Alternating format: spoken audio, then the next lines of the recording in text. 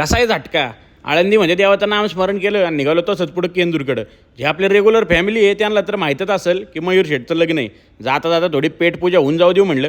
घरगुती मसाले वापरले होते आणि हॉटेल पण पूर्ण फॅमिलीच सांभाळत होती. चव तर जबरदस्त होतीच. गावडे वडेवाले कधी गेले तर लक्षात ठेवा.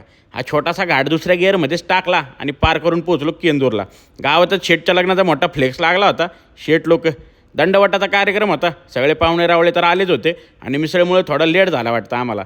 इकडं उन्हापेक्षा तरी वाजंत्रीच तापलेली होती. मग देवानी पण मयूर शेठचं आदरातिथ्य केलं. तयारी तर बरीच केली होती आम्ही, पण थोडं उरकत घेतलं. अण्णा काय थांबतात होय तेव्हा. साकवरे कंपनी नाम याद रखना.